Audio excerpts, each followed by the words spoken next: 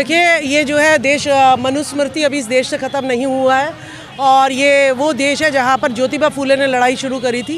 उन्होंने कहा था कि शासन प्रशासन में बड़ी नौकरियों में जो है हम लोगों को हिस्सेदारी नहीं दी जाती है।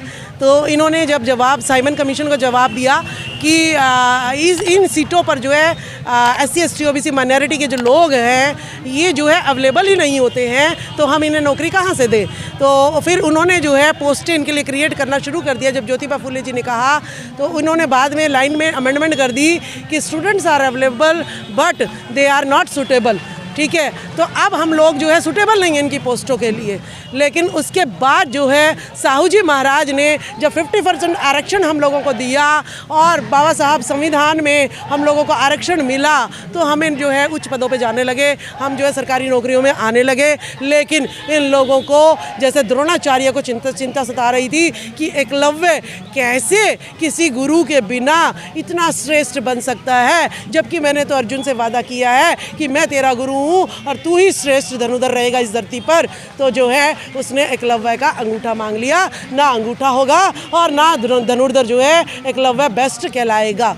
तो जो है इस तरीके के द्रोणाचार्य डॉक्टर सविता के रूप में आज भी आपके सामने पेश हैं और जिसकी शिकार मैं खुद शिक्षिका राजबाला सैनी जो है कमलेश चौहान, अमिता बसीन, सुनीता भारद्वाज, जितेंद्र वत्स, सारी मनुवादी, मनीष सिसोदिया, तो सारे मनुवादी लोग आज भी द्रोणाचार्य के रूप में हम एकलव्य का अंगूठा आज भी जो है काट रहे हैं। क्या लगता है आज 9 दिन हो गए इनका धरने का और अभी तक प्रोटेस्ट करते जा रहे हैं, कोई समस्या नहीं आई? देखिए, कल हम सुप्रीम कोर्ट में वकीलों की जो है मीटिंग चल रही थी तो वहाँ पर जो है मिस्टर विल्सन थे, उन्होंने कहा कि मैंने RTI लगाई। मैंने RTI में पूछा कि बताइए SC ST OBC माइनॉरिटी के कितने जो है जज हाई कोर्ट और सुप्रीम कोर्ट में है। तो कहते जी हमारे पास ऐसा कोई डाटा नहीं है कैटेगरी वाइज। तो उन्होंने कहा चलिए छोड़िए। दूसरी RTI में उन्होंने कहा 2018 से 23 तक भाई अब तो तुम कास्ट भी लिखवा रहे हो, जाति भी कैटेगरी भी लिखवा रहे हो, सब धर्म भी लिखवा रहे हो, तो अब बता दीजिए SC ST OBC के कितने हैं। तो बड़े शर्म की बात है 80% जो जज हैं वो ब्राह्मणवादी मनुवादी सोच के जज वहाँ पर बैठे हुए हैं, जिसकी जो डॉक्टर सविता की रक्षा कर रहे हैं, जो द्रोणाचार्य की रक्षा कर रहे हैं। ठीक है, तो इसी वजह से जो है ना ब्रजभूषण वहाँ पकड़ा गया और ना डॉक्टर सविता रॉय यहाँ पर गिरफ्तार हो रही हैं, जिस पर जो है धाराएं इतनी सारी लगी हुई हैं, उसके बावजूद भी वो नहीं गिरफ्तार हो रही। ये वो देश है जहाँ पर एक माँ अपने बच्चे को दूध पिलाने के लिए जब कहीं से लेके आती है तो वो चोरी कहलाता है और वो उसकी पिटाई करते हैं। लेकिन यहाँ से जब करोड़ों लाखों रुपये लेके भाग जाते हैं तो उसके लिए जो है मनुवादी सरकार कुछ भी नहीं करती है और डॉक्टर ऋतु को पैदा होने से पहले ही दफना दिया जाता है एकलव्य की तरह। डॉक्टर सविता राय पे कुछ भी एक्शन नहीं होता है, तो ये मनुवादी लोग ही उसके साथ खड़े हैं, इसीलिए उन पर कोई एक्शन नहीं हो रहा है। भाई इससे ज़्यादा क्या एग्जाम्पल दूँ जातिवाद का। शंभुक ऋषि को इन्होंने मार डाला कि शिक्षा नहीं देगा। भाई डॉक्टर ऋतु जैसी, शिक्षिका राजबाला जैसी ने बर्दाश्त कहाँ है। इन्हें तो वो बर्दाश्त है जो है शिक्षा के नाम पर सिर्फ साक्षर होने का सर्टिफिकेट दे दे और शिक्षित जो है इनको ना करे, ताकि ना इनमें से साइंटिस्ट बने, ना डॉक्टर बने, ना इंजीनियर बने, ना पायलट बने, सिर्फ इन्हीं के लोग बने और पार्लियामेंट भी इन्हीं की महिलाएं जाए, ताकि इन्हीं की जो है बिस्तरे जो है ये बिछाते रहे, बस और कुछ नहीं।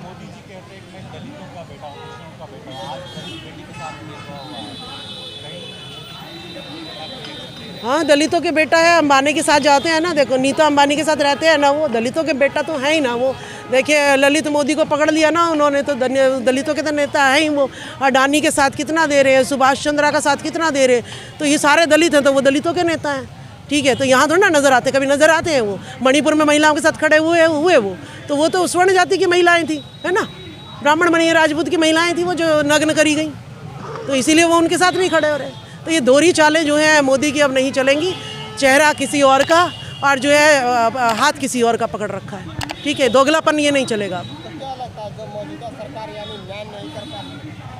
नहीं, न्याय कब करा था इन्होंने? जब बाबा साहब ने संविधान लिखा था तब भी उन्होंने कहा था कि मैं संविधान लिख तो दिया, आपने लोगों के हक अधिकार सुरक्षित तो कर दिए, लेकिन जो लोग गद्दी पे बैठे हैं आज भी इनकी नीयत में खोट है। और अंग्रेज भी कह गए थे कि इनका करैक्टर ही नहीं है न्याय देने का।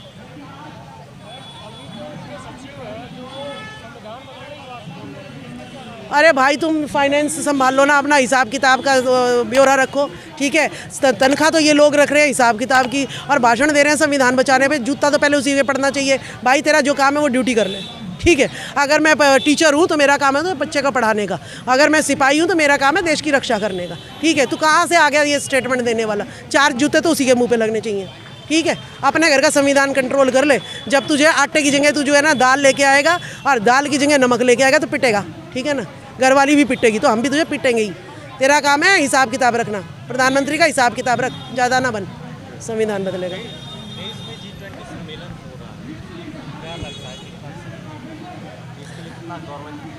मैं तो कहती हूँ इस G20 सम्मेलन में ओपन कर दिया जाए सोशल मीडिया को भी, और इस देश में जो मनुवाद है, जातिवाद है, वर्ण व्यवस्था है, महिलाओं के साथ जो नग्नता हो रही है, और किस तरीके से झुग्गी झोपड़ियों में हमारे बच्चे खाने को भी तरस रहे हैं। शिक्षा का तो नाम जो है आज दूर दूर तक जो है ख़त्म हो चुका है। तो अगर दिल्ली में अगर ऐसे हालातों में मैं इन कॉलोनियों में इन विदेशियों को ले जाऊँ तो क्या पता मेरा भाग खुल जाए, मेरे भारत का भाग खुल जाए। क्योंकि जब अंग्रेज आए थे तभी सती प्रथा से मुक्ति मिली थी, तभी हमें पड़ी ज्योतिबा फूले ने साइमन कमीशन को जो है रिपोर्ट दी थी। तो मैं तो कहती हूँ अगर ये विदेशी आए हैं, एक बार मोदी में हिम्मत है तो मर्द के बच्चे हैं तो एक बार ही कह दे भाई सोशल मीडिया वालों जाओ, तुम्हें जो हालात बताने हैं बता दो देश के, तो मैं अपना सौभाग्य समझूंगी और ये देश जो है सारी कुप्रथाओं से हट जाएगा, दूर हो जाएगा इससे। नहीं तो G20 सिर्फ और सिर्फ जो है वही वाली बात है कि लाला की कलम भी अपनी, बही भी अपनी, तो लेखा भी अपना ही, ठीक है।